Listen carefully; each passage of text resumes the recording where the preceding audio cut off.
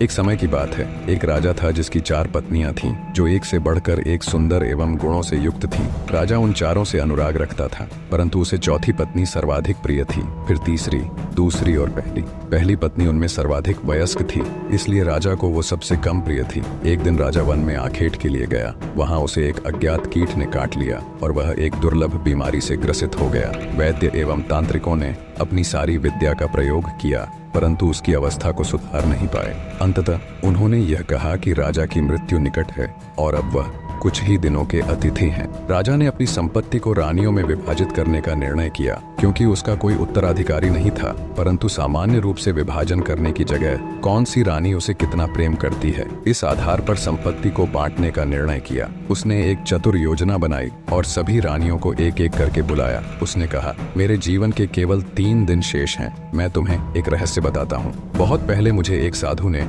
एक शक्तिशाली यंत्र दिया था, जिससे मुझे स्वर्ग की प्राप्ति होगी यदि मैं साथ में एक और व्यक्ति को ले जाऊं। परंतु इससे पहले कि स्वर्ग में प्रवेश करें, हमें दारुण यंत्रणा सहन करनी होगी और नर्क में 7 वर्ष व्यतीत करने होंगे। क्योंकि हम एक दूसरे से सर्वाधिक प्रेम करते हैं, इसलिए मैंने यह निश्चय किया है कि मैं तुम्हें अपने साथ आने का यह अवसर प्रदान करूंगा। उसने चौथी रानी से आरंभ किया, जो सबसे छोटी थी और जिससे वह सबसे अधिक प्रेम करता था। उन्होंने उससे पूछा, क्या तुम मरने के बाद मेरे साथ चलोगी?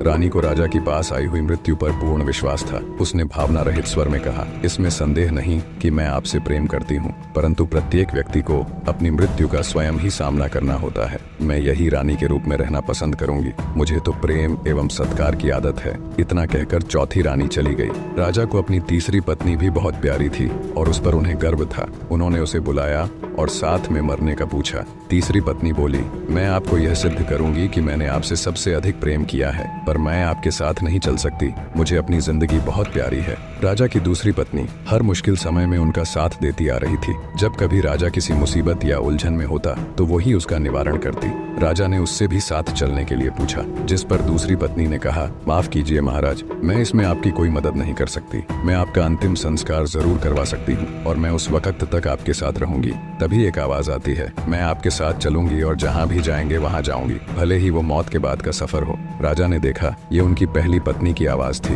राजा अब शांति अनुभव करता है कि कोई तो है जो उसे बिना किसी अपेक्षा के प्रेम करता है, पर उन्होंने उस पर सबसे कम ध्यान दिया था। राजा को बहुत शर्मिंदगी महसूस हुई। उन्होंने कहा, जब तक मैं जीवित था तुम्हारा ध्यान रखना चाहिए था, तुम्हारी कद्र करनी चाहिए थी। उन्होंने पहली पत्नी से माफी मांगी। दोस्तों, वास्तव में यह कथा आपकी, हमारी और प्रत्येक मनुष्य की है। हर व्यक्ति की 4 पत्नियां होती हैं। चौथी पत्नी है हमारा शरीर। हम इसे खूब सजाते हैं, गहने पहनाते हैं, अच्छे कपड़े पहनाते हैं, पर आखिर में ये हमारा साथ छोड़ देती है। हमारी तीसरी पत्नी होती है धन संपत्ति।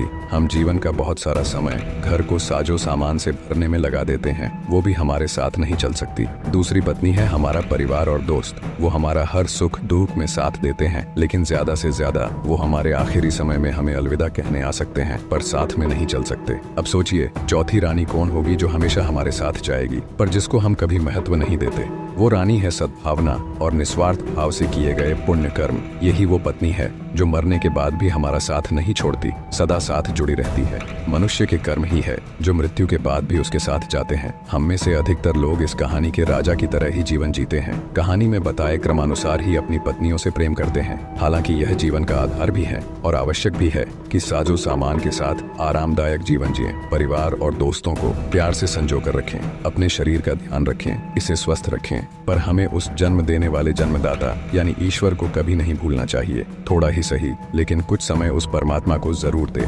निष्कर्ष, जीवन में भी सच्चे प्रेम के मूल्य को समझना जरूरी है। संपत्ति, परिवार और शरीर के साथ साथ हमें सद्भावना और निस्वार्थ प्रेम के मार्ग पर चलना चाहिए और उस परमात्मा को याद रखना चाहिए जो हमारे जीवन का अंतिम सत्य है।